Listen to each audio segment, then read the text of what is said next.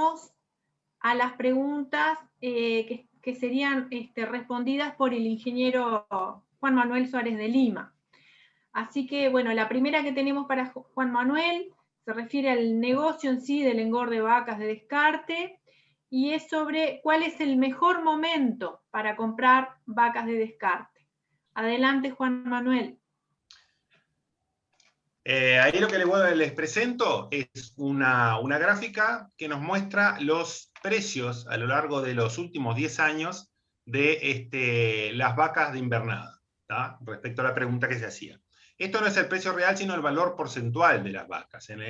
¿Cómo se analiza esto? Como los precios de las vacas oscilan año a año mucho, se toma el promedio anual como un valor 100 y se ve en estos trimestres, que estamos hablando de febrero, marzo, abril, mayo, junio, junio, agosto, septiembre, octubre y noviembre, diciembre, enero, qué porcentaje de ese 100 es el valor de la vaca de invernada. Entonces lo que podemos ver es que tenemos un valor promedio en los primeros meses del año, el precio de la vaca cae alrededor de un 2% del promedio anual en marzo, junio, julio, y después sube a un 2% por arriba del promedio en agosto, septiembre, octubre, para caer luego a fin de año. Eso lo que significa es que, bueno, hay un diferencial acá, una diferencia de alrededor de un 4 o 5% entre los meses de menor precio y los de mayor precio, que son, digamos, lo que se podía llamar como zafra y post-zafra, si bien ahora muchas veces eso no está marcado. Hay mucha variación entre años, pero esto es a grandes rasgos lo que se puede decir. Por lo tanto, en el trimestre mayo, junio, junio sería de los precios más bajos. Y si lo vemos en lo que son las vacas gordas, con la misma metodología, últimos 10 años, lo que sí podemos ver que hay una variación más grande en la vaca gorda, donde tenemos los precios mínimos en febrero, marzo, abril, ahí estamos hablando un 5% por debajo del promedio anual, y sube luego 5%, casi 6% por arriba del promedio anual en el trimestre de agosto, septiembre, octubre. Quiere decir que ahí casi realmente entre el mínimo y el trimestre más alto hay alrededor de un 10%, lo cual se hace una diferencia grande. Así que si combinamos, bueno, simplemente combinando un poquito ambos cuadros, vemos que, bueno, seguramente sea el mejor negocio comprar una vaca alrededor de acá, mayo, junio, y venderla en el trimestre de agosto, septiembre, octubre, para sacar en valores promedio en los años el mejor resultado económico. Esto era todo sobre esta pregunta. Bien. Gracias, Juan Manuel. Vamos a la siguiente pregunta, entonces. ¿Hasta qué dotación es rentable engordar vacas de descarte? ¿Cuánto es el costo estimado en avena para que sea rentable?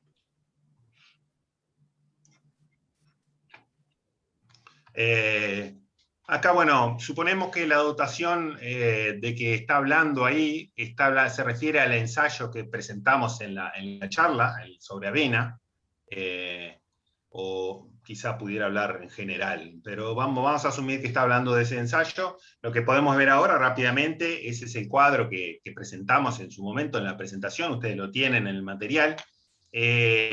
Acá la dotación más alta, digamos, la que equivale a la dotación más alta, es decir, la menor oferta de forraje, como Fabio ya le mostró, es del 2% del peso vivo, de asignación de forraje, y esto equivalía en el ensayo alrededor de unas dos unidades ganaderas por hectárea.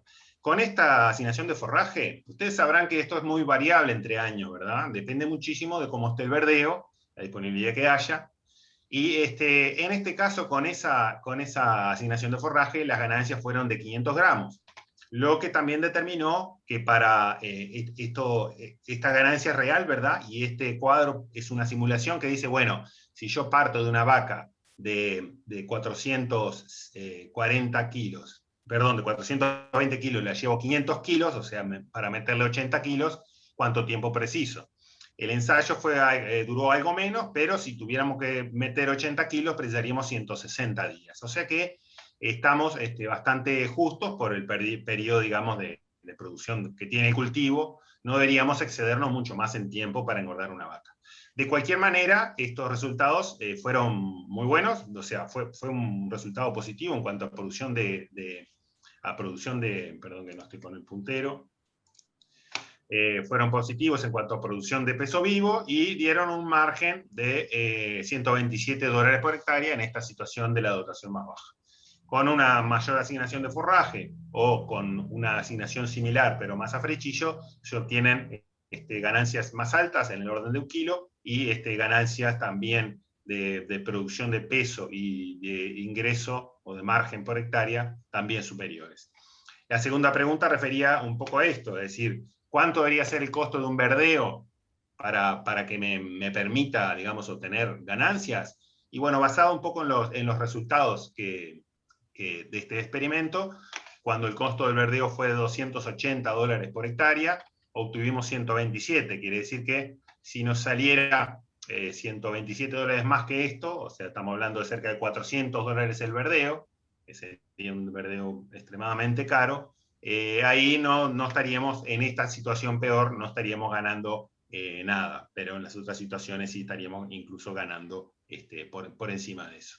Pero creo que esto es un valor bastante típico de lo que es un verdeo. Así que en este caso, con los resultados productivos que hubo, fue un resultado muy, muy bueno desde el punto de vista productivo y económico.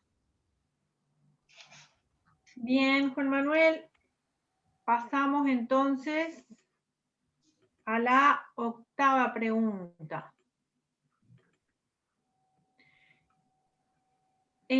La pregunta, bueno, son 2 preguntas que dicen ¿en cuánto tiempo se deberían engordar las vacas para que sea rentable? ¿Se contempla en el análisis retener la vaca a descarte por lo menos 6 meses hasta que salga gorda?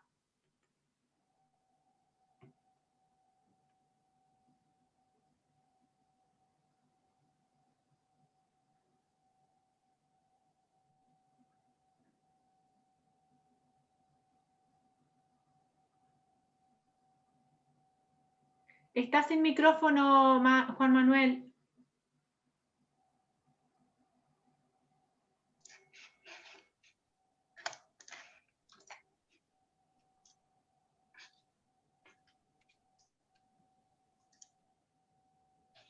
Bien. Respecto a esa pregunta, entiendo que la pregunta lo plantea, me imagino que lo plantea en sentido amplio, no para el caso específico de ese ensayo, porque en ese ensayo vimos los tiempos de engorde y la rentabilidad del negocio según los tiempos de engorde. Me imagino que es una pregunta más amplia sobre el tema de la invernada de vaca general. Me imagino que apunta a plantear, bueno, ¿cuándo me sirve engordar las vacas o venderlas como vaca de invernada? En este cuadro, en esta gráfica, ya yendo directamente a ver lo que podemos esperar de distintas situaciones, están representados 3 sistemas de producción en un modelo de simulación. Lo que es el rojo ahí que dice invernada son vacas, es un sistema de cría de 1000 hectáreas que vende vacas de invernada y tiene un ingreso de alrededor de $65. ¿tá? Y acá lo que tenemos es si ese predio decide engordar las vacas y digamos, no venderlas como vaca invernada, sino engordarlas, y esas vacas ganan en promedio hacia adelante 300 gramos diarios. Y este sería el ingreso, un ingreso muy similar, incluso levemente inferior. ¿Por qué? Bueno, evidentemente, en este caso de las vacas invernadas, yo tengo un rodeo de cría de 600 vacas, y si yo quiero retener vacas de las que voy a vender al tacto, eso implica que esas vacas van a comer pasto y van a, digamos, dejar menos pasto, por lo tanto no puedo tener las mismas 600 vacas entoradas. Entonces acá bajo a un número que podía andar en 560 vacas, y por lo tanto me reduce, digamos, el número de terneros que tengo para venta, el número de terneras y también el número de vacas que tengo para engordar respecto a la cantidad de vacas que tenía en esta situación como vacas de invernada. O sea que ese valor de 300 gramos sería el umbral, porque ahí ven que más o menos el margen bruto es similar. Menos de eso realmente es muy, muy difícil obtener un resultado positivo. Y bueno, ya cuando vamos a una situación de ganancia de 400 gramos, sí vemos una diferencia en margen neto a favor del engorde de las vacas con esas ganancias. Lo que planteamos de estos 2 sistemas, de estas 2 situaciones, porque bueno, cada uno conocerá su campo y podrá saber, digamos, qué esperar de la ganancia en vacas en vacas de invernada en los distintos meses. Igualmente, esto es una simplificación y habla de 400 gramos promedio, ¿no? Esto generalmente se compone de unas ganancias muy bajas en otoño, que pueden llegar a ser nulas en invierno, y sí después un despegue en la primavera y en el verano. Pero muchas veces en estos sistemas, en campo natural, se termina vendiendo las vacas a fines del invierno, del verano siguiente, ¿no? Así que es bastante, como ya me lo mencionó Fabio, bastante ineficiente. Cambia un poco el sistema cuando incorporamos mejoramiento, es decir, si yo tengo una vaca de invernada sobre un sistema de cría con venta de vaca de invernada sobre campo natural, con ese ingreso que hablamos, alrededor de $60, si yo hago un mejoramiento, hagamos un mejoramiento para lograr engordar esas vacas, que son alrededor de 130, 140, entonces lo que estoy haciendo es, digamos, incorporar un área que tiene una productividad mucho mayor. O sea que de un campo natural que me produce 3.500, 4.000 kilos, paso a un área mejorada que me produce 7, 8.000 kilos de materia seca, por lo tanto ahí estoy como que estoy agrandando mi campo. Entonces, realmente ahí con 300 gramos diarios, si bien no es nada muy eficiente, digamos, pero aún así yo gano plata, puedo pagar los costos, de este caso es un mejoramiento, estamos hablando de $150 de inversión por hectárea, y tenemos entonces un incremento ahí leve de $5, pero es un incremento al fin, y bueno, también en una situación con 400 gramos, evidentemente, la ganancia se eleva sustancialmente. Bien. Pasamos a la penúltima pregunta de Juan Manuel. Se refiere a que, ¿por qué es tan alto el precio de la vaca gorda en Uruguay? Bien. No somos especialistas en el tema, pero creo que hay varios factores y quizá algún otro factor que se me escape pueda haber también, ¿no? En primer lugar, nuestro país es un mercado con un porcentaje muy alto de la carne va a exportación. Pero esa exportación, como ustedes saben, el porcentaje de cortes de alto valor que tiene un animal y los negocios de cortes de alto valor que tiene el país no son demasiado altos.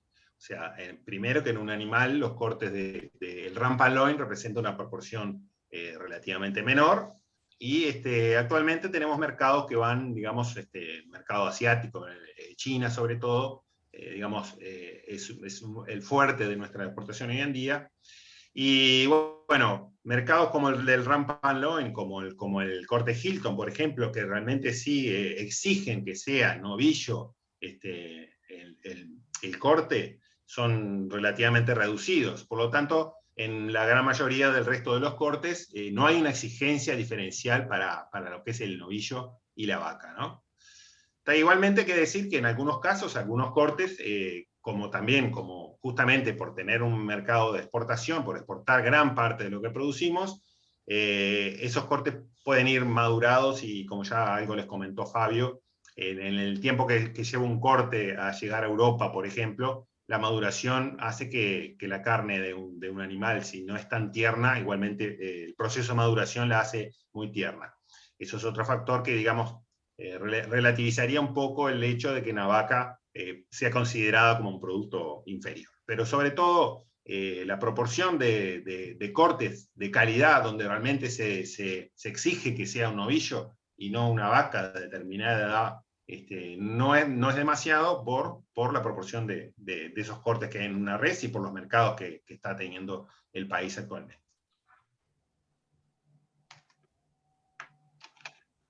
Bien, gracias Juan Manuel. Vamos a pasar entonces a la última pregunta para Juan Manuel. Y antes de leer la pregunta, les recordamos que después de esta pregunta vamos a abrir un espacio para que ustedes puedan hacer alguna pregunta en vivo.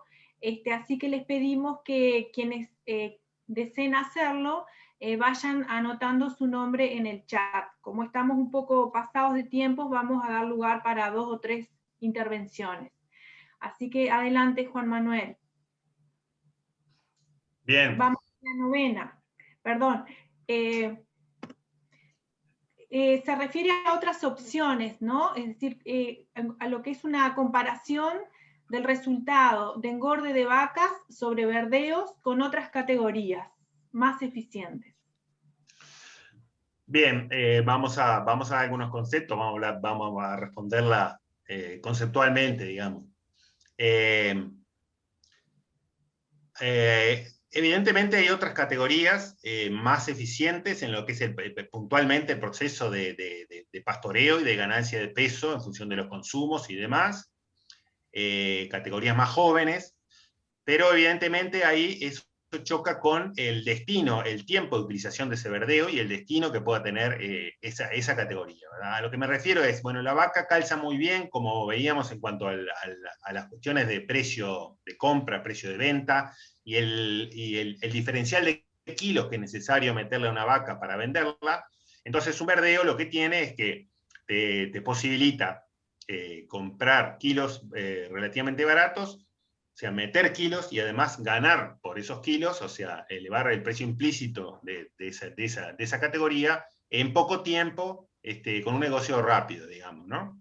Entonces, es cierto que otras categorías pueden ser más eficientes, pero para lograr un negocio completo, digamos, un negocio de invernada, es mucho más relativo, digamos, ese tipo de categoría. Quizá algún novillo, un novillo joven que pueda darle kilos para meterlo en una cuota 481, si hubiera, podía ser un negocio similar, donde metemos kilos y además valorizamos los kilos producidos. Pero eso es lo que tiene la vaca, que en muchos aspectos es un negocio buscado en muchos momentos del año, por ser un negocio rápido, y donde ganamos en los kilos que le ponemos y en el precio que logramos por cada kilo producido.